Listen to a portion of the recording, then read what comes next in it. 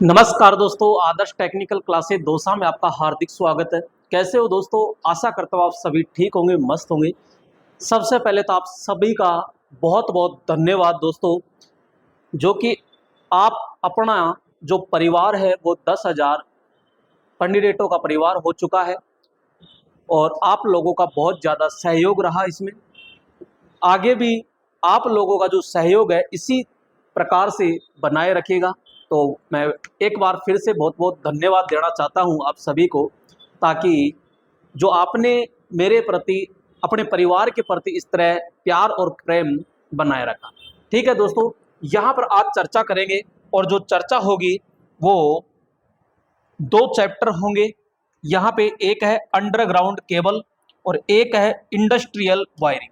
दोस्तों दोनों ही टॉपिक बहुत अहम होने वाले हैं, तो यहाँ आप शुरू से एंड तक प्रॉपर तरीके से बने रहिएगा यहाँ पे। और दोस्तों आगे अगर आपको जो भी चैप्टर चाहिए तो कमेंट में जरूर आप बता दीजिए, ठीक है। तो यहाँ अंडरग्राउंड केबल और इंडस्ट्रियल वायरिंग। दोस्तों आइए एक एक प्रश्न को थोड़ा सा ध्यान से और डिटेल के साथ चर्चा करते हैं। ये लीजिएगा दोस्तों, पहला प्रश्न है कि बेल्टेड केबल का उपयोग निम्न में से किस वोल्टेज रेंज तक उपयुक्त होता है। दोस्तों यहाँ पे सबसे पहले हम ये देख रहे हैं कि जो केबल होता है उस केबल की थोड़ी सी अगर संरचना देखते हैं तो संरचना को जानिएगा। मैं ये बात कहना चाह रहा हूँ आपसे कि ये जैसे सबसे जो अंदर का जो होता है भाग वो होता है कोर। और कोर का मतलब होता है कि कोर क्या है कि जिसमें धारा का प्रवाह होता है उसे हम क्या कहते हैं, कोर। तो इसमें क्या होगा, धारा का प्रवाह होगा। और ये कोर किसकी बनी होती है, तो ये तांबे या फिर एल्यूमिनियम की कोर बनी होती है। तो दोस्तों यहाँ पे ये हो गया कोर। अब इस कोर के ऊपर चढ़ाया जाता है यहाँ पे इंसुलेशन, ताकि हमारे किसी प्रकार का कोई झटका ना लगे। तो दोस्तों यहाँ पे सेकंड जो परत आती है वो इंसुलेशन की आती है, और इंसुलेशन के ऊपर किसी प्रकार की कोई नमी नहीं आनी चाहिए, इसलिए यहाँ इंसुलेशन के ऊपर मेरे दोस्तों यहाँ पे मेटल शीथड, तो यहाँ किसकी परत होगी, शीशे की परत चढ़ाई जाती है। और शीशा ऑप्शन में नहीं आता है तो यहाँ एल्यूमिनियम की परत चढ़ाई जाती है, तो यहाँ शीथड होगी। ठीक है, नेक्स्ट यहाँ बात करते हैं अगली जो परत होती है यहाँ पे दोस्तों, यहाँ परत होती है बेंडिंग। इसकी परत होगी बेंडिंग। जो शीशे की जो परत होती है इसकी सुरक्षा करने के लिए यहाँ जूट या हेसियन पदार्थ होता है उसकी क्या की जाती है दोस्तों, यहाँ परत चढ़ाई जाती है। इसके बाद में दोस्तों यहाँ पे आता है आर्मरिंग। तो ये जो होते हैं स्टील के दोस्तों क्या होते हैं, वायर होते हैं इस प्रकार से, जो यांत्रिक चोट से क्या करते हैं, केबल की सुरक्षा की जाती है। और सबसे ऊपर जो परत आती है दोस्तों यहाँ पे आती है सर्विंग। ठीक है, तो इस प्रकार से ये केबल का पूरा स्ट्रक्चर होता है। बाहरी जो वातावरण होता है, धूप है, नमी है, वर्षा है, धूल है, मिट्टी है, इससे सुरक्षा जो करती है वो कौन सी करती है, तो मैं कहूंगा कि यहाँ पे ये जो परत होती है ये कौन सी होती है, तो ये होती है सर्विंग। कौन सी होती है, तो यहाँ पे ये सर्विंग होती है। और दोस्तों ये कौन सी होती है, तो ये होती है आपकी कौन सी, तो मैं कहूँगा आर्म रिंग। तो ये आर्म रिंग होती है। और ये जो होती है ये कौन सी होती है, बेंडिंग। तो ये बेंडिंग होती है। और ये होती है दोस्तों, यहाँ पे बात करेंगे सिथड़। तो यहाँ पे ये सिथड़ हो गई और ये हो गई इंसुलेशन। यहाँ पे इंसुलेशन और ये हो जाती है मेरे दोस्तों क्या, कोर। तो ये कोर होती है। अब देखो ध्यान से, अब ये जो केबल है ये मैंने पूरी इसकी क्या बता दी, संरचना। सबसे पहले कौन है अंदर, कोर जिसमें करंट जाता है, इसके ऊपर इंसुलेशन, इंसुलेशन के ऊपर सिथड़, सिथड़ के ऊपर बेंडिंग, बेंडिंग के ऊपर होती है आर्मरिंग जो यांत्रिक चोट से सुरक्षा करेगी। और नमी से बचाने के लिए कौन है, तो सिथड़ हम प्रयोग करते हैं नमी से बचाने के लिए। नेक्स्ट यहाँ पे बात करेंगे आर्मरिंग जो यांत्रिक चोट से क्या करती है दोस्तों, यहाँ पे सुरक्षा की जाती है। नेक्स्ट यहाँ सबसे लास्ट होती है वो सर्विंग होती है। क्लियर। अब दोस्तों यहाँ पे बेल्टेड, ये दोस्तों अंडरग्राउंड जो केबल होती है तीन प्रकार की होती है। यहाँ पे मैं बात करूंगा, देखिएगा, नंबर 1 होती है बेल्टेड, यहाँ पे बेल्टेड होती है। दूसरी होती है स्क्रीन, स्क्रीन यहाँ पे स्क्रीन या सिल्डेड भी आप कह सकते हो, सिल्डेड है ना, स्क्रीन या सिल्डेड। और नेक्स्ट आपके होती है दाब प्रेशर केबल, दाब दाब प्रेशर केबल। तो ये तो दोस्तों यहाँ पे जो बेल्टेड होती है ये 11 केवी तक होती है, 11 केवी तक। और जो आपकी स्क्रीन या शिल्डेड जो केबल होती है ये 66 केवी तक होती है, 66 केवी तक होती है। और 66 केवी से ऊपर की बात करते हैं यानी 132 केवी तक, 132 केवी तक हम प्रयोग करते हैं। अब दोस्तों सामान्यतः तो 11 केवी होती है, अधिकतम बात करते हैं तो 132 होता है, लेकिन इमरजेंसी में अगर धारा का प्रवाहित किया क्षमता का प्रवाहित किया जा सकता है तो 220 केवी तक हम प्रवाहित कर सकते हैं, लेकिन कुछ समय के लिए कर सकते हैं, ये नहीं है कि लॉन्ग टाइम कर सकते हैं। तो यहाँ अधिकतम जो वोल्टेज सीमा होगी वो कितनी होगी, 132 केवी होता है। तो ये आपके तीन होती है, बेल्टेड, स्क्रीन और द प्रेशर केबल होती है। क्लियर। तो ये कह रहा है बेल्टेड केबल का उपयोग निम्न में से किस वोल्टेज रेंज तक प्रयोग किया जाता है। तो मेरे दोस्तों यहाँ आप प्रयोग कर सकते हो 11 केवी तक हम प्रयोग करते हैं। तो पहला ऑप्शन इसमें पहले प्रश्न का जो ऑप्शन है वो सी ऑप्शन हो जाएगा। तो यहाँ क्वेश्चन क्या हो जाएगा, सी राइट ऑप्शन। ठीक है, अगले प्रश्न की ओर चलते हैं। तो नंबर 2 है, केबल की डाइलेक्ट्रिक लॉस मुख्य रूप से किस पर निर्भर करती है। दोस्तों यहाँ डाइलेक्ट्रिक जो लॉस होता है, क्षति होती है, वो किस पर निर्भर करती है। तो कंडक्टर की मोटाई पर निर्भर करती है, वोल्टेज की आवृत्ति पर डिपेंड करती है, केबल की लंबाई पर और तापमान पर। तो दोस्तों यहाँ जो केबल की डाइलेक्ट्रिक जो लॉस होती है वो वोल्टेज क्षमता पर डिपेंड करती है। तो यहाँ पे किस पे डिपेंड करेगी, वोल्टेज क्षमता पे डिपेंड करती है। तो यहाँ पे हम ये भी देखते हैं कि केबल का जो इंसुलेशन होता है, डाइलेक्ट्रिक जो स्ट्रेंथ होती है वो किस पर रहेगी, वोल्टेज पे, कि वोल्टेज कितनी क्षमता का है उसी आधार पे भाई इसको क्या कहते हैं, ये तो हम यही तो कहते हैं केवी प्रति एमएम। तो किलो वोल्ट प्रति एमएम, तो ये वोल्टेज पे तो डिपेंड होगी। तो राइट ऑप्शन क्या हो जाएगा दोस्तों, यहाँ पे बी ऑप्शन होता है। क्लियर। नेक्स्ट नंबर 3 है, अंडरग्राउंड केबल में सिल्डेड या सिल्डिंग किस लिए की जाती है। तो मैकेनिकल सुरक्षा के लिए, तापरोधी बनाने के लिए, इलेक्ट्रोमैग्नेटिक इंटरफेरेंस यानी ईएमआई से बचाव हेतु, और या करंट बढ़ाने के लिए। दोस्तों सिल्डेड एक प्रकार का ये मान लीजिए कि कवच होता है, और ये जैसे रेडियो तरंगे होती है या फिर आपकी कोई ज्यादा फ्रीक्वेंसी होती है तो उन सभी से रक्षा करने के लिए होती है। अंदर जैसे केबल के अंदर कोई भी रेडियो तरंगे होती है या और कुछ होता है तो अंदर रखती है, बाहर जाने नहीं देती। सिल्डेड एक क्या है, पूरा कवच होता है। तो ये कवच किसके लिए होगा, तो हम कहेंगे ईएमआई यानी इलेक्ट्रोमैग्नेटिक इंटरफेरेंस से बचाव के लिए किया जाता है। तो ये एक क्या होता है, कवच होता है। इसको आप ये समझ सकते हो क्या होता है, ये एक प्रकार का कवच। ठीक है, तो राइट ऑप्शन क्या हो जाएगा यहाँ पे, सी ऑप्शन होता है। आइए नेक्स्ट यहाँ पे चलते हैं कि XLPE इंसुलेशन का मुख्य लाभ क्या है। तो दोस्तों सबसे पहले तो ये बताइए कि XLPE क्या है। तो हम सीधा सा ये कहेंगे कि XLPE एक प्रकार की केबल होती है। ठीक है, ये बात तो समझ में आ गई, लेकिन इसकी फुल फॉर्म क्या होती है, सबसे ज्यादा क्वेश्चन पूछा गया है कि XLPE। तो मेरे दोस्तों ध्यान रखना, इसकी फुल फॉर्म होती है क्रॉस लिंक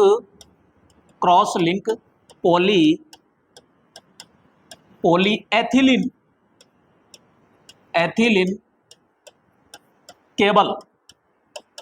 और दोस्तों ये उच्च क्षमता के लिए होती है, उच्च क्षमता, ये उच्च क्षमता के लिए हम प्रयोग करते हैं।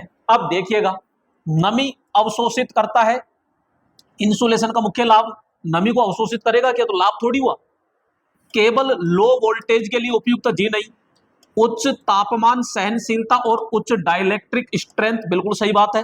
और केवल डीसी सप्लाई में उपयोग होता है। केवल डीसी सप्लाई में क्यों होगा, तो यहाँ पे आ जाएगा उच्च तापमान सहनशीलता और उच्च डाइलेक्ट्रिक स्ट्रेंथ होती है। तो ये क्या है, इसका लाभ होता है। तो वेरी मोस्ट क्वेश्चन है, ध्यान रखना मेरे दोस्तों, बार बार क्वेश्चन पूछा जाता है, सबसे ज्यादा इसके पूछे जाती है फुल फॉर्म। तो क्रॉस लिंक पॉलीएथिलीन इसकी केबल होती है। दूसरा, उच्च क्षमता के लिए इसका हम क्या करते हैं, प्रयोग किया जाता है। और इसका तापमान है, ये तापमान को, उच्च तापमान को आसानी से सहन कर सकता है। और जो डाइलेक्ट्रिक स्ट्रेंथ होती है ये भी इसकी क्या होती है दोस्तों, उच्च होती है। आइए अगला होता है कि 3 कोर अंडरग्राउंड केबल में इंसुलेशन के बाद किस परत को रखा जाता है? जैकेट को रखा जाता है, लीड सिथड़ को, आर्म रिंग को या शिल्डेड वायर को रखा जाता है। 3 कोर अंडरग्राउंड केबल में इंसुलेशन के बाद किस परत को रखा जाता है? दोस्तों 3 कोर का मतलब क्या है? 3 कोर का मतलब क्या है? तो मैंने कहा कि 1 2 3, यानी कि ये प्रत्येक जो तार होते हैं, प्रत्येक तार यानी स्वतंत्र जो तार होते हैं वही बोलो क्या कहलाएगा? तो यहां सीधा सा हम जवाब देंगे कि एक 3 कोर कहलाती है। यहां पे मैं ये भी कह सकता हूं कि यहाँ पे ये क्या है? ये 2 कोर होते हैं। नेक्स्ट मैं ये भी कह सकता हूं कि इसके बीच में जैसे छोटा सा है तो ये क्या है? 3.5 कोर इसे बोलते, 4 कोर नहीं 3.5 कोर होती है। और यहाँ पे ये जो होता है ये न्यूट्रल का कार्य करता है, तो ये इस तरह लिखा जाता है, ये 3.5 कोर होती है। दोस्तों मैंने थोड़ी सी देर पहले बताया था कि जो सबसे अंदर की जो परत होती है यानी ये है कोर, कोर के ऊपर चढ़ाते हैं इंसुलेशन, इंसुलेशन के ऊपर होता है सिथड़। अब ये क्या कह रहा है कि इंसुलेशन के बाद में क्या चढ़ाया जाता है? तो मेरे दोस्तों यहाँ पे चढ़ाया जाता है कि सिथड़, यानी कि मेटल सिथड़ हम प्रयोग करते हैं जो शीशे की परत होती है। तो ये लेड सिथड़, लीड सिथ कह सकते हो। तो राइट ऑप्शन क्या हो जाएगा? यहाँ पे बी ऑप्शन होता है। मैंने पहले ही आपको क्या बता दिया था, पूरा का पूरा इसका संरचना बता दी थी और वहीं से क्वेश्चन टपक रहा है। तो यहाँ पे ये मान लीजिए कि यहाँ क्वेश्चन सीधा सीधा ऐसे कैसे छपने वाला है। तो आप शुरू से एंड तक पूरा ध्यान से देखिएगा, क्योंकि जो वर्ड बोलता हूं मैं ये थोड़ा सा कैच करने की सोचा करो। डायरेक्ट यहाँ पे ऑप्शन पे मत जाया करो, ऑप्शन के अलावा कई सारे जो क्वेश्चन है वो मैं बोल देता हूँ। ठीक है, आपसे पूछेगा कि आर्म रिंग किसका काम करती है? तो मेरे दोस्तों आर्म रिंग जो है यांत्रिक चोट जो होता है, तनन दबाव होता है, यांत्रिक जो बल होता है उससे सुरक्षा करती है। क्लियर? नेक्स्ट आगे चलते हैं। यहाँ पे अगला नंबर आता है 6 नंबर। यदि अंडरग्राउंड केबल में शॉर्ट सर्किट होता है, शॉर्ट सर्किट होता है तो सबसे पहले किस पर असर पड़ेगा? कोई भी केबल है दोस्तों अंडरग्राउंड, ठीक है, अंडरग्राउंड केबल है और शॉर्ट सर्किट हो रहा है तो इसके जस्ट ऊपर कौन है? इंसुलेशन। तो भैया शॉर्ट सर्किट तार के मध्य ही तो होगा, और शॉर्ट सर्किट होगा तो धारा ज्यादा बहेगी, धारा ज्यादा बहेगी तो ऊष्मा होगी, तो तुरंत इंसुलेशन पर क्या पड़ेगा? इफेक्ट पड़ेगा। तो हम सीधा कहेंगे कि भैया इंसुलेशन पर क्या पड़ेगा? सीधा प्रभाव पड़ता है। तो ये कोर, कोर के अंदर तो क्या जाएगी? धारा, और आर्मर है तो आर्म रिंग, यानी तो ये तो आपके ऊपर से सेकंड परत होती है। ठीक है, अगला प्रश्न आता है यहाँ पे 7 नंबर। किसी अंडरग्राउंड केबल की वर्तमान वहन क्षमता को कौन से कारक प्रभावित करते हैं? तो दोस्तों यहाँ पे क्या कह रहा है कि किसी अंडरग्राउंड केबल की वर्तमान वहन क्षमता, वर्तमान का मतलब है धारा वहन क्षमता। अब यहाँ पे अच्छे अच्छे के पसीने छूट जाते हैं, क्योंकि यहाँ कुछ कहा क्या इसने? नहीं कहा। धारा को इसने क्या, करंट को क्या लिख दिया हिंदी में? वर्तमान। तो वर्तमान वहन क्षमता यानी धारा वहन क्षमता, या अब देखो यहाँ पे इंग्लिश में तो लिख रखा है करंट कैरिंग कैपेसिटी को कौन से कारक द्वारा प्रभावित करते हैं? तो दोस्तों गहराई, तापीय प्रतिरोध, तापीय प्रतिरोध और मिट्टी का प्रकार। ठीक है, पहला केबल की लंबाई हो गई, वोल्टेज हो गया, और यहाँ संख्या। तो मेन रूप से जो धारा प्रभावित होती है वो तापीय प्रभाव से होती है, और गहराई के साथ में जैसे नमी होती है तो इस पे प्रभाव पड़ता है। तो राइट ऑप्शन क्या हो जाएगा? यहाँ पे ए ऑप्शन होता है। बहुत अच्छा प्रश्न है दोस्तों, ध्यान रखना। अगला आता है 8 नंबर। अंडरग्राउंड केबल मुख्यतः किसके लिए उपयोग की जाती है? तो दोस्तों अंडरग्राउंड जो केबल होती है किसके लिए उपयुक्त होती है? तो ट्रांसफॉर्मर प्रोटेक्शन के लिए, ग्राउंडिंग के लिए, विद्युत शक्ति के वितरण के लिए और सर्किट ब्रेकर के लिए। तो भैया अंडरग्राउंड केबल लगाई क्यों है? अरे भैया हम विद्युत को यानी पावर को एक जगह से दूसरी जगह आसानी से ले जा सके, जगह जगह इसको बांट सके। तो राइट ऑप्शन क्या हो जाएगा आपका? तो यहाँ विद्युत शक्ति के वितरण हेतु हम प्रयोग करते हैं। अब विद्युत शक्ति के अंदर ही ट्रांसफॉर्मर प्रोटेक्शन, प्रोटेक्शन का तो इसमें क्या है, लेकिन जगह जगह हम क्या ले जाते हैं? विद्युत को आसानी से ले जा सकते हैं। अब ये दोस्तों ये जो प्रश्न है ये बहुत इजी है और सब किसी का भी गलत नहीं होना चाहिए। अब ऐसे प्रश्न ही सबसे ज्यादा गलत होते हैं, ये भी है। मैंने क्यों डाला इसमें? क्योंकि ये आपको आता है और ऐसे ही एग्जाम में भी होगा, लेकिन जल्दबाजी में अपन क्या करते हैं? पीवीसी का पूरा नाम तो पॉलीविनाइल क्लोराइड। अब दोस्तों यहां पे होता क्या है कि जल्दबाजी में पॉलीविनाइल क्लोराइड, तो ये कॉपर है, ये क्लोराइड भी बन जाता है कई बार। तो जल्दबाजी में सोच समझ के आंसर देना है। जैसे पॉलीविनाइल कॉपर, तो कॉपर होगा क्या? जी नहीं, पॉलीविनाइल, यहाँ पे क्लोराइड है, ठीक है, यहाँ कार्बन है, यहाँ कंडक्टर है, तो ये ऐसे गलत हो गए, तो बचा कौन सी था, बी ऑप्शन बचता है। दोस्तों यहाँ जो पीवीसी होती है ये बहुत ही मुलायम पदार्थ होता है, अचालक होता है, और जितने भी घरों के अंदर जो वायरिंग करते हैं तो उसमें जो मुलायम केबल होती है, तो मुलायम केबल के ऊपर जो अचालक पदार्थ चढ़ा होता है, रबड़ चढ़ा होता है, वो आपका मुलायम वाला कौन सा होता है, हो जाता है, तो यहाँ पीवीसी होता है। क्लियर। नेक्स्ट अगला प्रश्न आता है दोस्तों, यहाँ पे ये देखिएगा, वापस यही आ गया, XLPE केबल का अर्थ क्या होता है। थोड़ी देर पहले मैंने लिखा था, तो यहाँ पे आ गया cross link poly ethylene cable. अब दोस्तों यहाँ पे बहुत ज्यादा फंसने के चांसेज है, क्योंकि इसने एक्स दे दिया ना, अब एक्स से रिलेटेड तो एक भी नहीं बना यहाँ पे, भाई एक्स से रिलेटेड तो यहाँ एक भी प्रश्न नहीं है।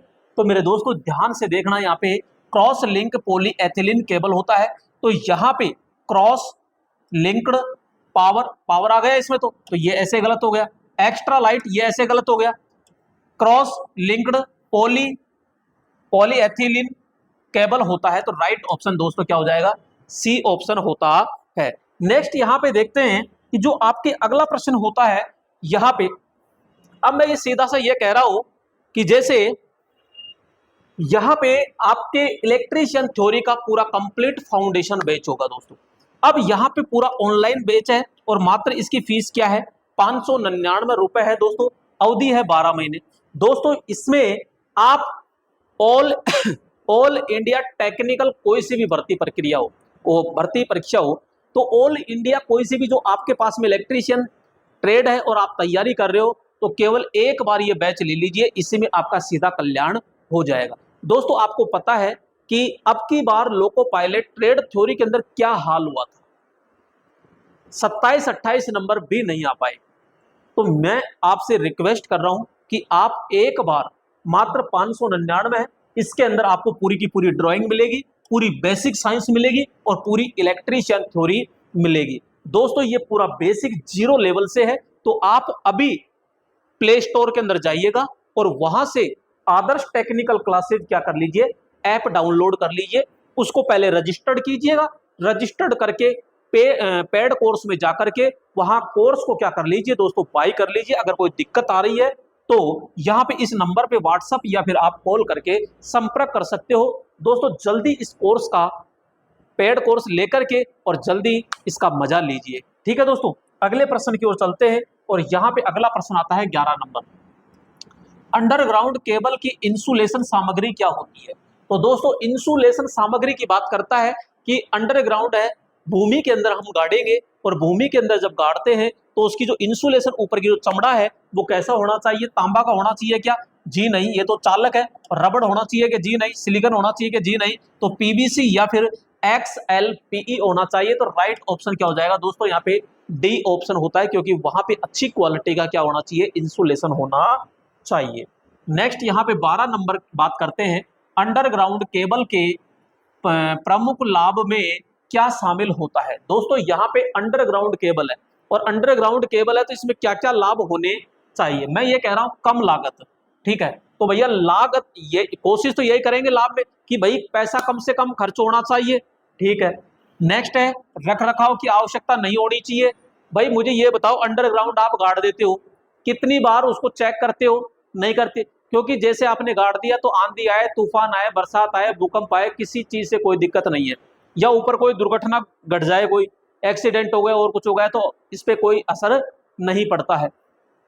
दूसरा चीज यहाँ पे सौंदर्य में वृद्धि भी होती है।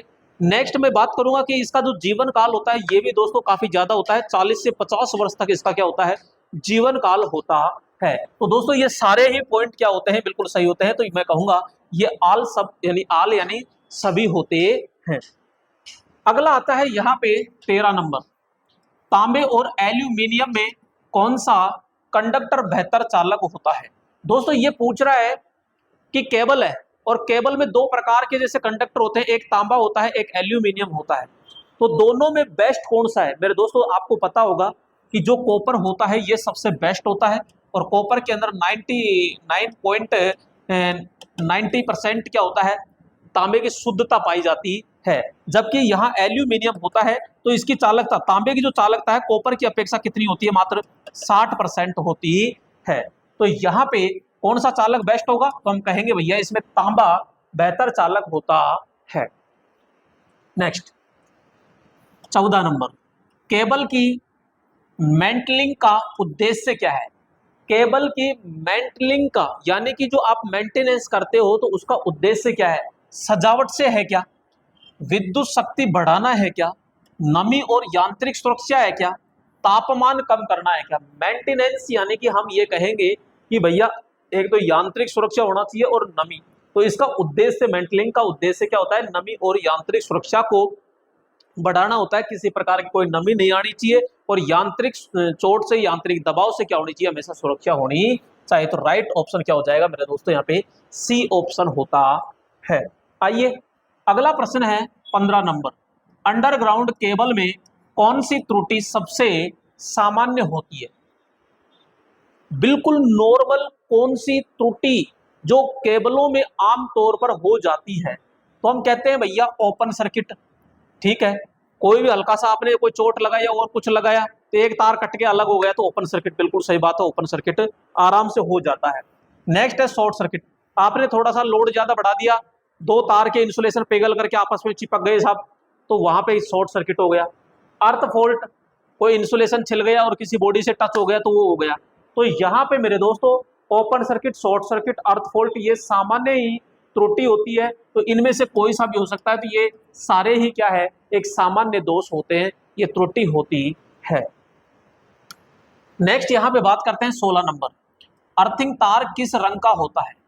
दोस्तों मैं बात करूंगा यहाँ पे अर्थिंग तार किस रंग का होता है, यहाँ से क्वेश्चन अच्छे खासे पूछे जाते हैं।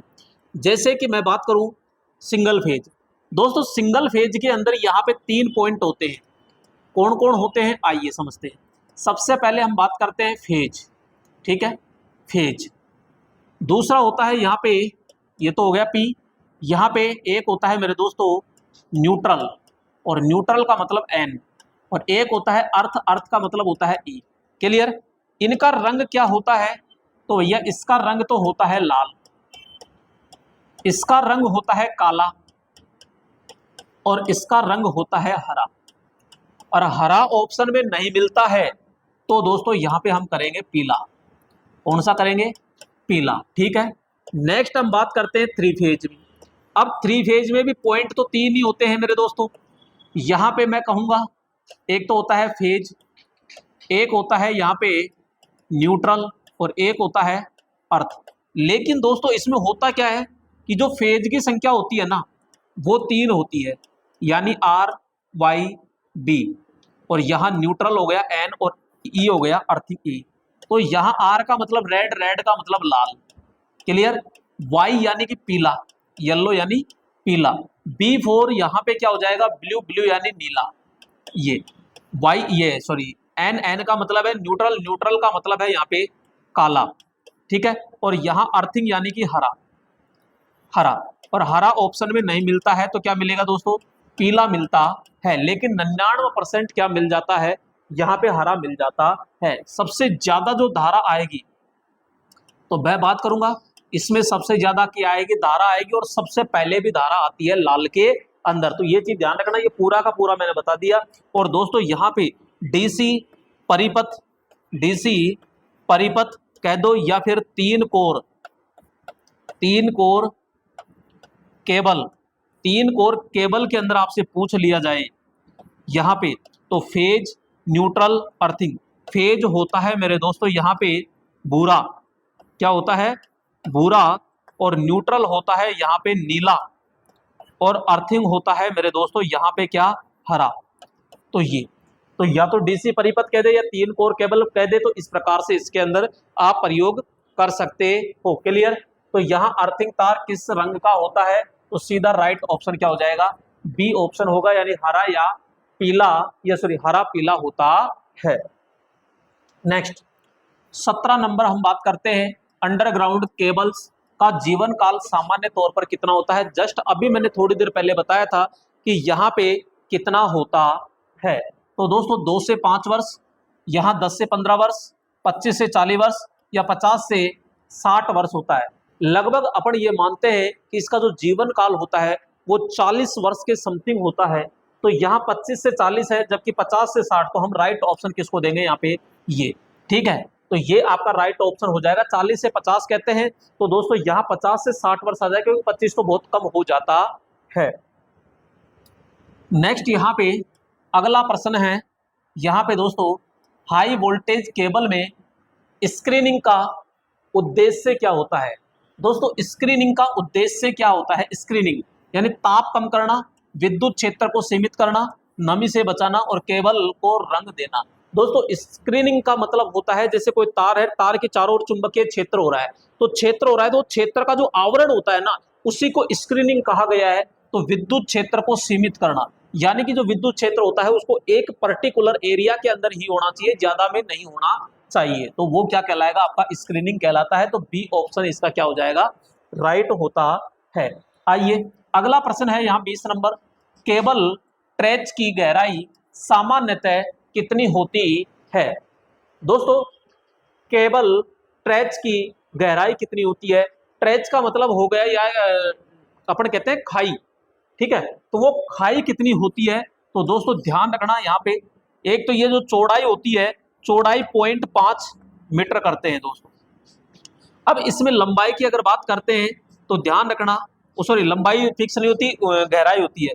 गहराई अगर मैं बात करूं निम्न वोल्टेज पर, निम्न वोल्टेज पर 0.75 मीटर होता है।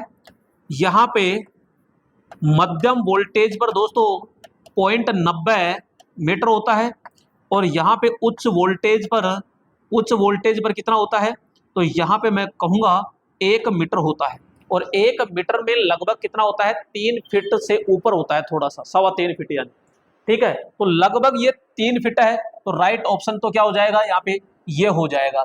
अब दोस्तों इसमें केबल कैसे डायरेक्ट लेंगे के अंदर कैसे करते हैं, सबसे पहले 5 सेंटीमीटर इसके अंदर बालू रेत डालते हैं, इसके ऊपर केबल होती है, और केबल के ऊपर 15 सेंटीमीटर इसके अंदर मिट्टी डालते हैं जो बालू रेत है। ये तो हो गई 15, ठीक है, और ये हो गए दोस्तों 5 सेंटीमीटर, और ये 15 सेंटीमीटर।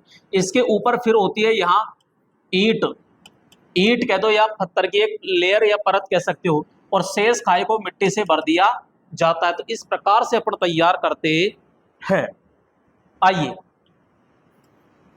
21 नंबर है, किसी भी केबल की क्षमता क्या दर्शाती है। तो दोस्तों केबल की क्षमता क्या दर्शाएगी, मुझे ये बताओ, उसका रंग, उसकी लंबाई, करंट वहन करने की क्षमता और उसका तापमान। केबल हम क्या लेके आते हैं कि भाई मेरी केबल है, जैसे आप घरों के अंदर समर्सिबल मोटर है या बोर कटाते हो, तो वो क्या कहते हैं, यार मेरी मोटर ज्यादा करंट लेती है, मेरी मोटर कम करंट लेती है, ये करंट को सहन करेगी कि नहीं करेगी। यही तो देखते, कभी आपने रंग देखा क्या, भाई आपने रंग देखा क्या, क्या उसकी लंबाई देखी, क्या उसका तापमान देखा, तो हमेशा क्या देखते हो, करंट वहन क्षमता इसको देखते हैं। तो राइट ऑप्शन क्या हो जाएगा यहाँ पे, सी ऑप्शन होता है। आइए अगला प्रश्न है 22 नंबर, डीसी केबल के लिए सामान्यतः किस प्रकार का इंसुलेशन उपयोग किया जाता है। तो दोस्तों यहाँ पे किसका प्रयोग करते हैं यहाँ, तो मुझे ये बताओ, पेपर का प्रयोग करेंगे क्या, कांच का प्रयोग करेंगे या धातु का प्रयोग करेंगे। तो भाई धातु और कांच तो इसका तो प्रयोग ही नहीं होता, बचा पेपर, तो पेपर का इंसुलेशन के अंदर बहुत निम्न के लिए प्रयोग किया जाता है। जबकि यहाँ इंपोर्टेंट क्या है, XLP, तो राइट ऑप्शन ये है। तो उच्च क्षमता के लिए किसका प्रयोग करते हैं, यहाँ पे उच्च क्षमता के लिए क्रॉस लिंक पॉलीएथिलीन केबल हम प्रयोग करते हैं। 23 नंबर, अंडरग्राउंड केबल में लीकेज करंट क्या होता है। दोस्तों अंडरग्राउंड केबल है और लीकेज करंट क्या है, तो मैं ये कह रहा हूं कि भैया ये खाई है और इसके अंदर ये है, अब यहां से कोई इंसुलेशन छिल गया और जो अंदर की कोर है वो कोर किसी दीवार के किसी मिट्टी से स्पर्श करने लग गई, तो वो क्या कहलाएगी, सीधा लीकेज कहलाएगी। क्या कहलाएगी, लीकेज। तो अतिरिक्त करंट जी नहीं, लोड करंट जी नहीं, पृथ्वी की ओर बहने वाला करंट, यानी पृथ्वी में अगर कोई करंट जा रहा है तो वो लीकेज करंट कहलाता है। तो राइट ऑप्शन क्या हो जाएगा इसमें, सी ऑप्शन होता है। अगला है 24 नंबर, इनमें से कौन सा केबल का प्रकार नहीं है। केबल का प्रकार नहीं है, बेल्टेड होता है, स्क्रीन होता है, यहाँ पे कोएक्सियल भी होता है, और ट्रांसमिशन टावर। दोस्तों ट्रांसमिशन टावर तो एक तो खंबा हो गया, ये तो जो बड़े बड़े टावर होते हैं, पोल्स होते हैं, वो जो दो पोलों के मध्य दूरी कितनी होती है, तो 100 मीटर से 300 मीटर होती है, और इनकी जो ऊंचाई होती है वो 23 मीटर से 30 मीटर तक होती है। तो राइट ऑप्शन क्या हो जाएगा इसमें? डी, ये किसी प्रकार का कोई केबल नहीं होती है। आइए दोस्तों, 25 नंबर है, XLPE केबल में अधिकतम तापमान कितने डिग्री सेंटीग्रेड तक या सेल्सियस तक सहन कर सकता है? बहुत इंपॉर्टेंट प्रश्न है दोस्तों, इसका जवाब दीजिएगा जल्दी कमेंट में, मैं पानी पी लेता हूं।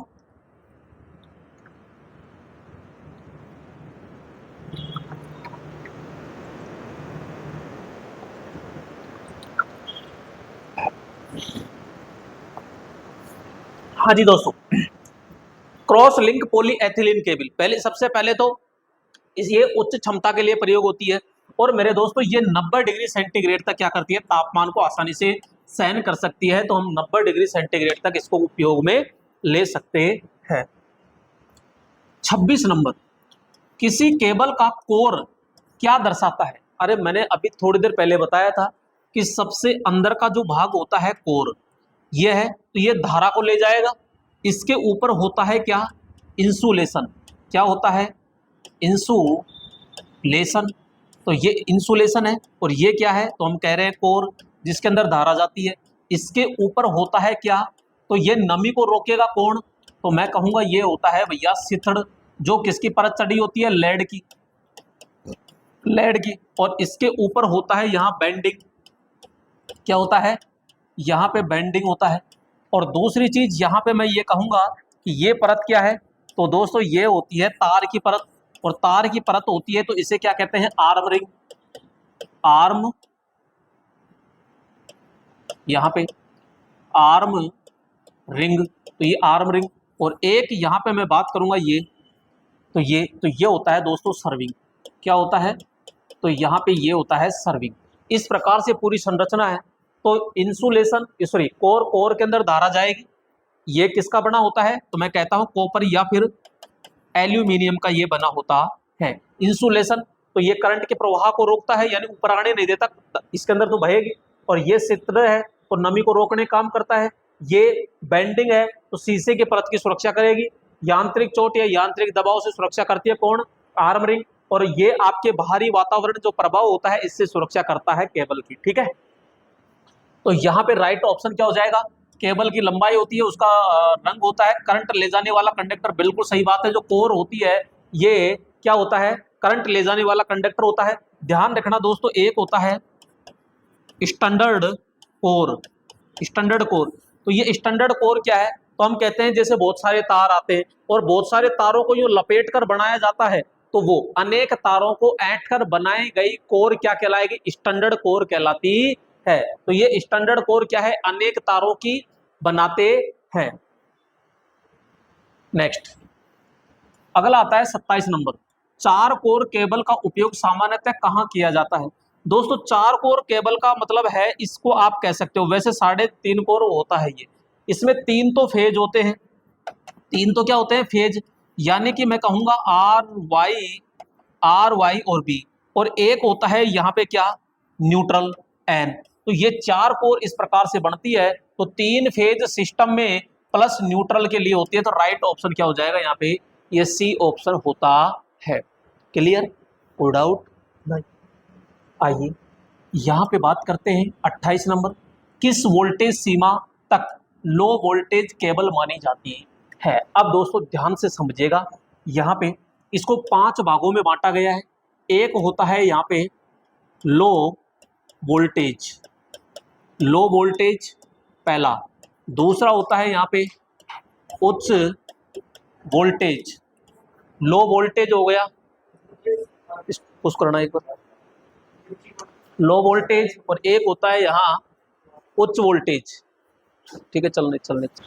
तो यहाँ पे लो टेंशन, उच्च वोल्टेज, ठीक है, यानी लो वोल्टेज कह सकते हो। एक होता है उच्च वोल्टेज, और एक होता है मेरे दोस्तों यहाँ पे, जैसे कि मैं बात करूंगा सुपर टेंशन। ये क्या होता है? सुपर वोल्टेज कह दीजिए ना।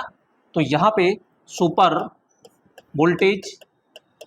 एक होता है यहाँ पे एक्स्ट्रा वोल्टेज, और एक होता है मेरे दोस्तों यहाँ पे super extra voltage. Super extra voltage. इस प्रकार से ये 5 भागों में बटे होते हैं। लो वोल्टेज, उच्च वोल्टेज, सुपर वोल्टेज या सुपर टेंशन भी कह सकते हो आप, है ना, हाई वोल्टेज, लो टेंशन, है ना। तो एक्स्ट्रा वोल्टेज और एक होता है सुपर वोल्टेज। अब दोस्तों यहाँ पे आप क्या कर सकते हो, जैसे कि यहाँ पे होता है ये लो वोल्टेज जो होता है ये 1 केवी तक होता है, 1 केवी। अब इसमें थोड़ा सा वेरिएशन ऊपर नीचे हो जाता है। उच्च वोल्टेज होता है ये 11 केवी तक होता है। सुपर जो वोल्टेज होता है ये 33 केवी तक होता है। क्लियर। और एक्स्ट्रा जो वोल्टेज होता है ये 66 केवी तक होता है। और यहाँ पे सुपर एक्स्ट्रा जो वोल्टेज होता है मेरे दोस्तों 132 केवी तक होता है। यहाँ पे ये तो होता है नॉर्मली, ये नहीं, ये मेन चीज। और अब इसमें जो इमरजेंसी कोई आती है तो वहां 132 की जगह 220 केवी तक अपन प्रयोग कर सकते हैं। लेकिन आपसे केवल पूछा जाता है, जैसे इसमें पूछा गया है कि वोल्टेज सीमा लेवल यानी लो वोल्टेज केबल मानी जाती है। तो दोस्तों लो लेवल किस में आ जाएगी, 1 केवी के अंदर। अब 1 केवी ऑप्शन में है क्या, जी नहीं, लेकिन 1.1 केवी के नजदीक तो है ना, तो राइट ऑप्शन क्या हो जाएगा यहाँ पे, सी ऑप्शन होता है। आइए अगला प्रश्न है यहाँ पे 29 नंबर। केबल में प्रयुक्त आर्म रिंग, आर्म रिंग क्या है, तो मैंने कहा था केबल के जो ऊपर जो परत होती है ना वो तो कहलाती है सर्विंग, और सर्विंग से जस्ट नीचे की जो आती है वो होती है मेरे दोस्तों आर्म रिंग। जो इसमें एसआई यानी कि जो अपना कहते हैं जीआई स्टील के तार लगाए जाते हैं दोस्तों, जो यांत्रिक चोट या यांत्रिक तनाव से सुरक्षा करती है। तो यहाँ पे करंट प्रवाह बढ़ा, आर्म रिंग का उद्देश्य क्या है, करंट प्रवाह बढ़ाता है, जी नहीं। यांत्रिक सुरक्षा, बिल्कुल जी हाँ, यांत्रिक सुरक्षा क्या करता है, ये देता है। नेक्स्ट, 5 कोर केबल का उपयोग मुख्यतः किसमें होता है। तो मेरे दोस्तों 5 कोर केबल है, 1 2 3 4 और ये 5, ऐसे मान लीजिए। तो दोस्तों 3 तो हो गए यहाँ पे फेज, 1 हो गया न्यूट्रल और 1 हो गया अर्थिंग। तो इस प्रकार से हो जाता है। तो यहाँ पे 3 फेज हो गए, न्यूट्रल हो गया और अर्थिंग हो जाता है। तो राइट ऑप्शन क्या हो जाएगा यहाँ पे, ए ऑप्शन होता है। आइए आगे देखते हैं 31 नंबर। अंडरग्राउंड केबल में किस टेस्ट से फॉल्ट लोकेशन, क्या लोकेशन जांचनी है दोस्तों, यहाँ पे फॉल्ट लोकेशन की जाती है। तो वोल्टेज टेस्ट से, करंट टेस्ट से, मेगर टेस्ट से, हाई पोर्ट टेस्ट या फॉल्ट लोकेटर होता है। तो राइट ऑप्शन क्या हो जाएगा, ये। अब दोस्तों आपसे क्वेश्चन पूछा जा सकता है कि अंडरग्राउंड जो केबल होती है इसमें दोष पता लगाने की जो विधियां होती है वो कौन कौन सी होती है। तो मैं कहूंगा जैसे एक होती है ब्लावियर, ये दूसरी होती है दोस्तों यहाँ पे लूप विधि। और लूप विधि के अंदर जैसे 2 प्रकार की होती है, एक होता है यहाँ पे मुर्रे या मुर्रे कह दीजिए, है ना, या मर्रे कह दीजिए, मर्रे लूप टेस्ट विधि। और दोस्तों यहाँ पे एक होती है वर्ली लूप टेस्ट। तो इस प्रकार से अब यहाँ पे जो मुर्री और वर्ली जो होती है ना, ये अंडरग्राउंड केबल के अंदर दोष ढूंढने की दोस्तों विधियां हैं, परीक्षण विधियां हैं। और ये दोनों की दोनों जो होती है ये व्हीट स्टोन सिद्धांत पर काम कर रही है। व्हीट स्टोन ब्रिज एक सिद्धांत होता है, उस सिद्धांत पर क्या करती है, कार्य करती है। क्लियर। नेक्स्ट यहां पे बात करते हैं 32 नंबर। केबल के बाहरी कवर को क्या कहा जाता है। दोस्तों अभी जस्ट मैंने बताया आपको कि जो सबसे ऊपरी ही होता है यानी सबसे बाहरी, सबसे अंदर का तो कौन होता है, कोर, ठीक है। और सबसे जो बाहरी होता है वो कौन होता है, तो हम कहेंगे सर्विंग। कौन होता है दोस्तों, सर्विंग होता है। और सर्विंग तो अब देखो ऑप्शन में है नहीं, सर्विंग सिल्ड या सिथड़ पर कह सकते हो, जो एल्यूमिनियम का बना होता है, सॉरी शीशे का बना होता है, लेड है ना, शीशा। यहाँ पे जैकेट या सित्र, तो दोस्तों यहाँ जैकेट सबसे ऊपर ही ऊपर क्या पहनते हो, जैकेट ही पहनते हो। इसी प्रकार से यहाँ सर्विंग जो होता है वो क्या हो जाएगा, जैकेट हो जाता है। आइए 33, बिना आर्म रिंग वाली केबल को क्या कहा जाता है।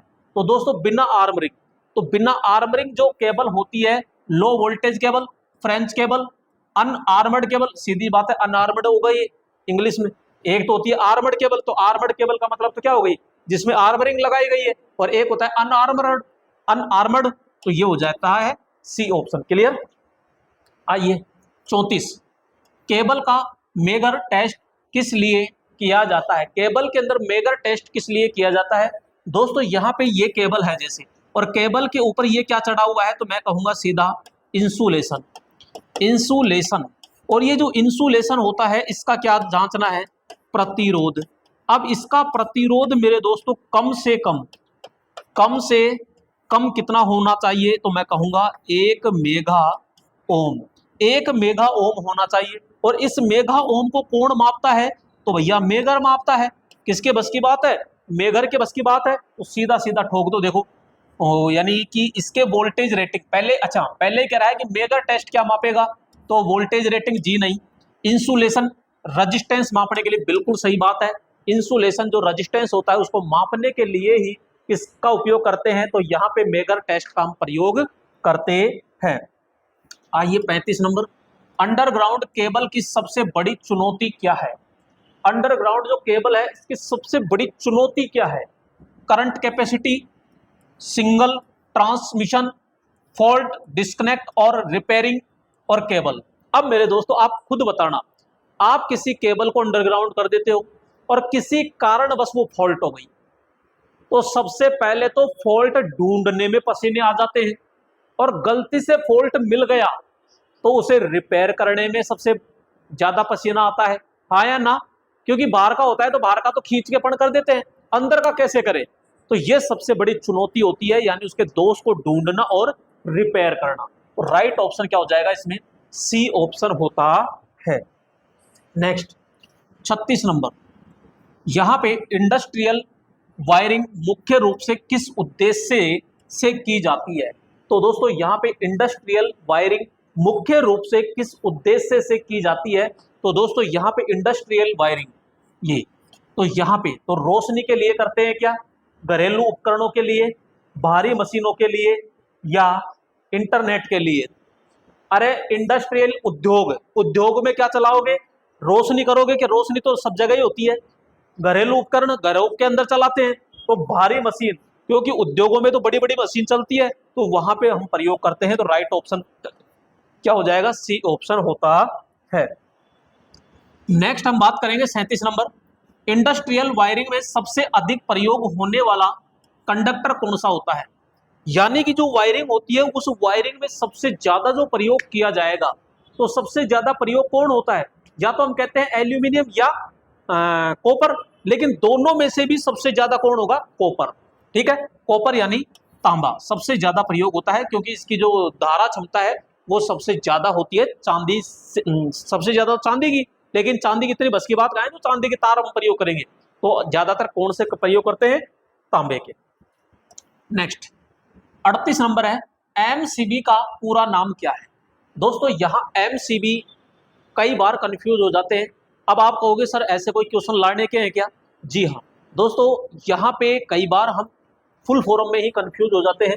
तो दोस्तों मिनिएचर सर्किट ब्रेकर, अब ये तो मैन हो गया, तो मिनिएचर, ठीक है, अब ये एक ही बच रहा है, miniature circuit breaker right option.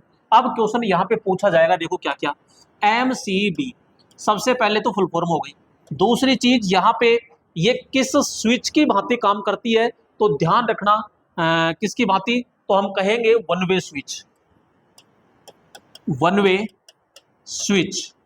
ठीक है, ये वन वे स्विच की तरह काम करेगी। कहाँ लगेगा, तो हम कहेंगे भैया फेज के श्रेणी क्रम में, तो फेज के श्रेणी क्रम में इसको हम क्या करते हैं, संयोजित करते हैं। ये दोस्तों कार्य क्या करेगा, तो हम कहेंगे भैया इसका कार्य होता है कि ओवरलोड या शॉर्ट सर्किट दोनों से परिपथ को बचाना।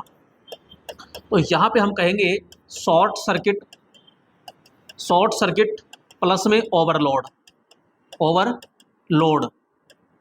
ओवरलोड से सुरक्षा, ओवरलोड से क्या करना का, सुरक्षा करना होता है।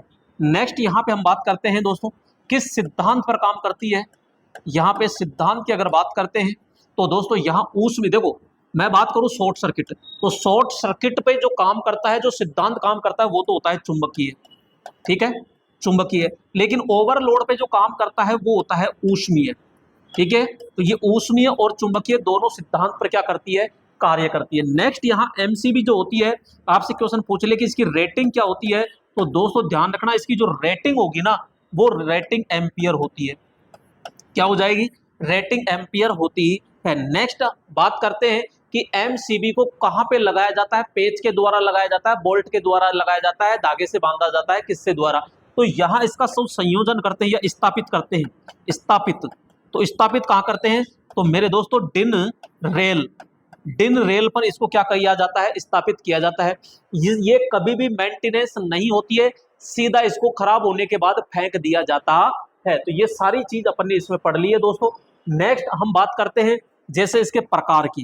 तो दोस्तों प्रकार की अगर बात करते हैं तो बी श्रेणी भी होता है, सी श्रेणी होता है, डी श्रेणी होता है, के श्रेणी होता है, एक जेड श्रेणी होता है। तो ये अब जो बी श्रेणी होता है वो ये सॉरी बी श्रेणी होता है वो एल श्रेणी भी होता है, सी श्रेणी जो होता है वो जी श्रेणी।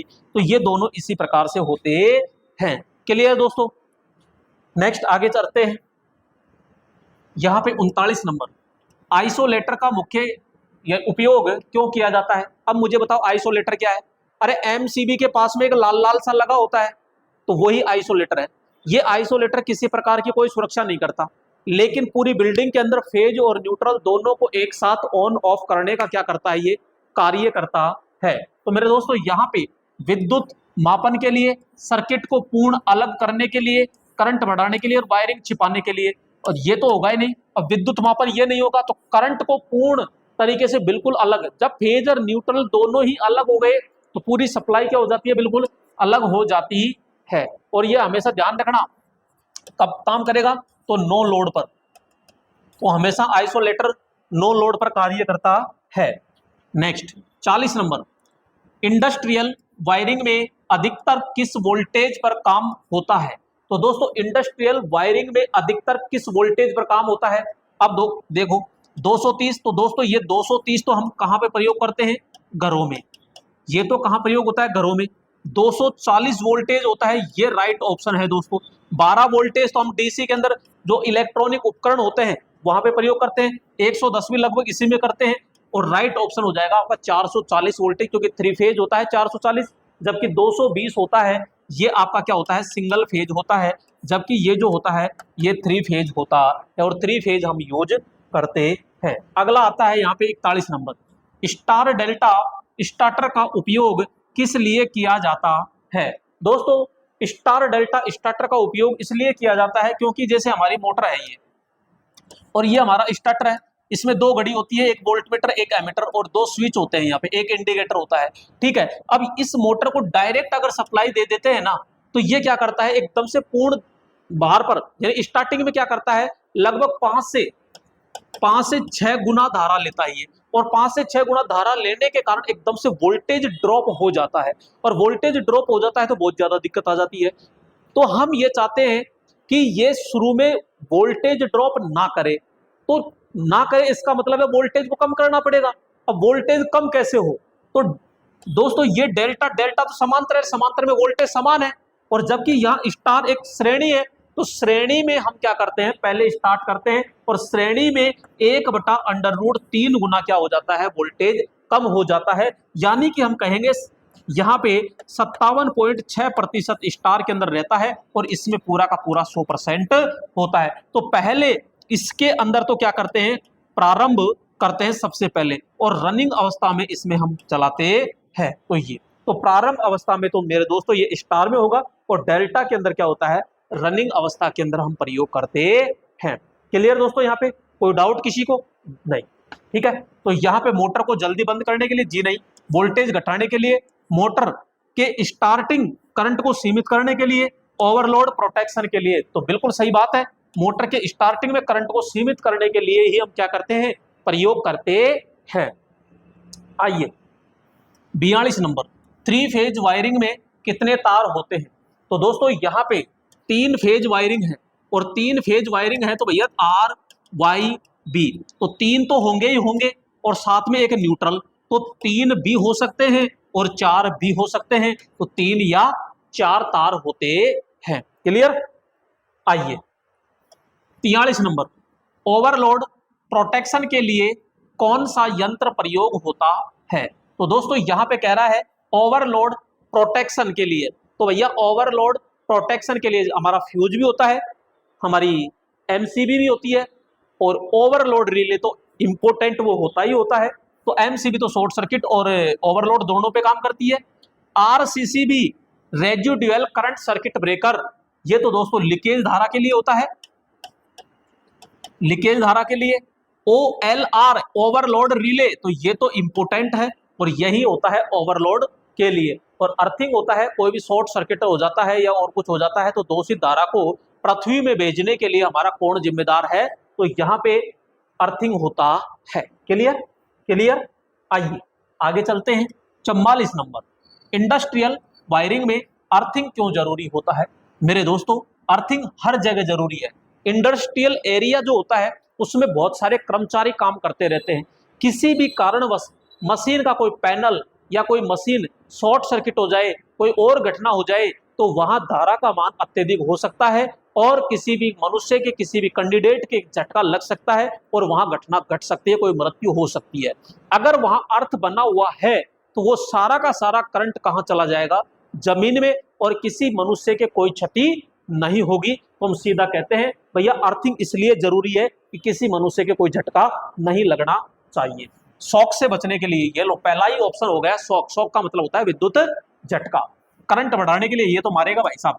बिजली की बचत, भाई साहब बचत होती ही नहीं है, तो वायरिंग छिपाने के लिए जी नहीं। पहला ही ऑप्शन है कि शॉक से बचने के लिए अपन क्या करते हैं, वायरिंग जरूरी होती है। आइए 45 नंबर, एमसीबी में बीसीडी टाइप का अर्थ क्या होता है। भैया बीसीडी ये क्या है। अरे मेरे दोस्तों यहाँ पे हम बात करते हैं प्रकार, एक होता है बी सी डी के और एक होता है जेड प्रकार होता है। यहाँ वर्सेज के अंदर कहते हैं बत्ती लाल। अरे बी प्रकार और एल प्रकार यानी, है ना, तो बत्ती लाल से याद कर लेना। और इसका जो प्रयोग करते हैं घरेलू परिपथों के अंदर तो सबसे ज्यादा जो हम करते हैं सी वर्सेज जी। जी का मतलब होता है घर, ठीक है, तो सी प्रकार सी और जी, तो यहाँ पे घरों के अंदर। और ये पूरा का पूरा जो है ये एसी के अंदर हम प्रयोग करते हैं, जबकि ये जो प्रयोग करते हैं ये प्रतिरोधी जो परिपथ होता है, जैसे आपके हीटर हो गया, गीजर हो गया, ठीक है, प्रतिरोधी परिपथ हो गया, तो उसमें हम बी और एल हम प्रयोग करते हैं। तो यहाँ पे साइज, रंग, ट्रिपिंग करंट रेंज, तो ट्रिपिंग करंट रेंज होती है, तो रेंज के हिसाब से ही तो है ये। यहाँ पे नेक्स्ट 46 नंबर, आरसीसीबी का उपयोग किस लिए किया जाता है। मेरे दोस्तों यहाँ पे समझिएगा, ये एक होता है ELCB, ठीक है, और इसका सुधरा हुआ रूप होता है RCCB। ये अब दोनों एक ही है, ये मान लीजिए पहले पैदा कौन हुआ ELCB और बाद में पैदा कौन हुआ RCCB, लेकिन ये सुधरा हुआ रूप है, ये लेटेस्ट वर्जन है। ये दोनों ही किस सिद्धांत पर काम करते हैं, तो मेरे दोस्तों ध्यान रखना सिद्धांत, तो ये होता है CBCT, यानी core balance current transformer. Core balance current transformer, core balance current transformer होता है, कोर बैलेंस करंट ट्रांसफॉर्मर सिद्धांत पर काम करता है। अगर कार्य की बात करते हैं तो ध्यान रखना लीकेज धारा और विद्युत झटके से बचने के लिए होता है, यानी कि हम कहते हैं लीकेज करंट व विद्युत झटका से बचने के लिए, ठीक है। यहाँ पे ELCB और ये लगाते कहाँ हैं, तो मेरे दोस्तों ध्यान रखना ऊर्जा मीटर के बाद में लगाते हैं, बाद में तथा मैन स्विच से पहले, तो ये चीज ध्यान रखिएगा, ठीक है। तो यहाँ पे हम सीधा कहेंगे ओवरलोड प्रोटेक्शन के लिए अर्थ लीकेज, तो भैया अर्थ लीकेज प्रोटेक्शन के लिए हम प्रयोग करते हैं, ये आ गया ना इसमें लीकेज करंट, तो अर्थ लीकेज होता है वोल्टेज नियंत्रण और वायरिंग नियंत्रण, ठीक है, तो RCCB हो गया। 47 नंबर है, किस यंत्र का उपयोग वायरिंग की इंसुलेशन जांचने के लिए किया जाता है। तो दोस्तों यहाँ पे वायरिंग का इंसुलेशन जांचना है, तो वायरिंग का इंसुलेशन कौन जांचेगा, तो हम सीधा कहते हैं भाई इंसुलेशन को जांचने के लिए तो हमारा मेगर भाई साहब बैठा है, मेगर, और किस में मापता है, सीधा ये मेगा ओम में मापता है, मैं से मेगर, मैं से मेगा ओम, है ना। तो यहाँ पे वोल्ट मीटर हो गया, ओम मीटर हो गया, मेगर, तो राइट ऑप्शन क्या हो जाएगा, मेगर। अब क्वेश्चन पूछ ले कि मेगर जो यंत्र होता है क्या मापता है, वोल्टेज मापता है, सॉरी प्रतिरोध मापता है, किस में मापता है, मेगा ओम में मापता है, और इसमें एक हैंडल होता है उसको घुमाना पड़ता है, तो इसमें जो RPM होती है, RPM तो 140 से 160 आरपीएम की गति पर इसको क्या करते हैं, चलाया जाता है। आइए नेक्स्ट है केबल ट्रे। केबल ट्रे का उपयोग किसके लिए किया जाता है, बहुत अच्छा प्रश्न है। केबल तार काटने के लिए, तार को व्यवस्थित रखने के लिए, पैनल की सफाई के लिए और फ्यूज लगाने के लिए। दोस्तों केबल ट्रे का मतलब होता है जैसे आप इंडस्ट्रियल एरिया के अंदर का प्रयोग कर रहे हो, अब यहाँ पे एक मशीन, दो मशीन, तीन मशीन, चार मशीन, पांच मशीन ये है, और यहाँ पे इसके जैसे तीन तीन तार आ रहे हैं, ठीक है। यहाँ पे अब हम क्या करते हैं, यहाँ पे काफी सारा होता है, तो यहाँ पे एक इस प्रकार के चौकोर एक पाइप सा होता है, चौकोर पाइप सा, ठीक है, जो ऊपर से जैसे कैसिंग कैपिंग होती है ना, उसी प्रकार से होता है, लेकिन वो स्टील के अंदर होता है। तो ये सारा इसी के अंदर होता है, ये तो ये होता है पूरा का पूरा केबल ट्रे। अब इसके अंदर छोटे छोटे होल भी होते हैं, तो ऊष्मा को बाहर निकालने के लिए भी हम प्रयोग करते हैं। तो राइट ऑप्शन हो जाएगा कि तारों को व्यवस्थित रखने के लिए हम किसका प्रयोग करते हैं, केबल ट्रे का प्रयोग किया जाता है। आइए VFD का पूर्ण रूप क्या है, तो voltage variable drive, variable variable frequency drive, variable frequency drive, variable frequency drive. VFD का मतलब क्या है, variable frequency drive. Right option क्या हो जाएगा दोस्तों, बी ऑप्शन होता है। अगला आता है यहाँ 50 नंबर, इंडस्ट्रियल वायरिंग में प्रयुक्त तार किस मानक के अनुसार होता है। तो दोस्तों कोई भी बड़ी औद्योगिक कंपनी होती है, उसमें कोई भी काम करवा रहे हो तो सीधा प्रमाणित होना चाहिए, तो वो ISI, ठीक है, ISI द्वारा क्या होना चाहिए, बिल्कुल प्रमाणित होना चाहिए। नेक्स्ट 51 नंबर है, पैनल बोर्ड का उपयोग क्यों किया जाता है। दोस्तों पैनल बोर्ड जैसे कोई स्टार्टर है या और कुछ है, कहीं भी रख देते हैं, ऐसा नहीं होता कंपनियों के अंदर, उसको बिल्कुल एक पैनल बोर्ड के ऊपर लगाया जाता है ताकि किसी भी प्रकार से कोई घटना या घटित नहीं होनी चाहिए। तो केवल रोशनी के लिए, पंखों के लिए, पावर वितरण और नियंत्रण के लिए और ग्राउंड के लिए। तो हम सीधा क्या कहेंगे, भैया पावर का वितरण होना चाहिए और नियंत्रण करने के लिए पूरा का पूरा एक क्या होना चाहिए, पैनल तैयार होना चाहिए। नेक्स्ट OLR ओवरलोड रिले का कार्य क्या होता है। तो ओवरलोड रिले है, नाम से पता चल रहा है ओवरलोड यानी तो अतिरिक्त जो करंट होता है उसको सहन करने के लिए यानी सुरक्षा करने के लिए।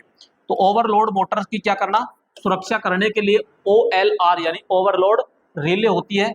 दोस्तों ध्यान रखना, ओवरलोड रिले, और ये कहाँ लगाई जाती है, तो ये फेज के श्रेणी क्रम में, ठीक है। आइए 3 फेज सप्लाई, फेज का अंतर कितना होता है, ध्यान रखना 3 फेज। अगर दोस्तों यहाँ पे सिंगल फेज के अंदर पूछे तो 90 डिग्री, 2 फेज के अंदर पूछे तो यहाँ पे 90 डिग्री, 3 फेज के मध्य पूछे, ध्यान रखना 3 फेज के मध्य पूछे तो 120 डिग्री, यहाँ पे 120 डिग्री, और दोस्तों 6 फेज के मध्य पूछे तो यहाँ पे 60 डिग्री होता है। ये चीज विशेष तौर से ध्यान रख लेना। तो यहाँ पे 120 डिग्री राइट होगा। 54 नंबर, RYB रंग किस लिए संकेत देते हैं। तो दोस्तों यहाँ पे समझना थोड़ा सा, मैं जैसे कि ये कह रहा हूँ, ये होते हैं फेज के क्रम, ठीक है। एक होता है line terminal, line terminal, terminal, ये तो होता है फेज टर्मिनल, लिख दो इसको, तो फेज टर्मिनल। और एक होता है motor terminal, motor winding, motor winding terminal. ये इस प्रकार से 3 टर्मिनल आपको दिखाई देंगे। तो दोस्तों फेज के जो टर्मिनल होते हैं वो तो होते हैं R, Y और B, ठीक है। कोई लाइन के बारे में पूछ ले तो लाइन शब्द आते ही ठोक देना L1, L2 और L3। जबकि मोटर वाइंडिंग टर्मिनल पूछ ले तो भैया UV और W। तो इस प्रकार से दोस्तों 3 होते हैं। अब किसका पूछ रहा है, RYB, तो RYB पूछ रहा है तो ये फेज के लिए है, फेज को पकड़ लो यानी 3 फेज। राइट ऑप्शन क्या हो जाएगा यहाँ पे, C ऑप्शन होता है। क्लियर, कोई डाउट नहीं। 55 नंबर, तो इंडस्ट्रियल वायरिंग में सबसे अधिक सुरक्षा कहाँ चाहिए होती है। तो भैया इंडस्ट्रियल वायरिंग में सबसे अधिक सुरक्षा कहाँ चाहिए आपको, तो ऑप्शन को पकड़िएगा, ऑप्शन को पकड़िएगा, लाइट्स में, मशीन पैनल में, वॉल सॉकेट में, स्विच बोर्ड में। तो हम कहेंगे भैया इंसान मशीन के अंदर, सॉरी मशीन पैनल पे बैठ के ही तो काम करेगा, तो यहाँ पे मशीन पैनल के अंदर सबसे ज्यादा क्या होनी चाहिए, सुरक्षा होनी चाहिए। आइए यहाँ पे फ्यूज किस सिद्धांत पर काम करता है मेरे दोस्तों, यहाँ पे क्या बात हो रही है, फ्यूज। अरे फ्यूज क्या है, तो हम कहते हैं ये सुरक्षा युक्ति है। फ्यूज क्या है, एक प्रकार की सुरक्षा युक्ति होती है। ये जो होता है ये परिपथ, क्या परिपथ का सबसे क्या होता है, कमजोर भाग होता है, कमजोर भाग होता है।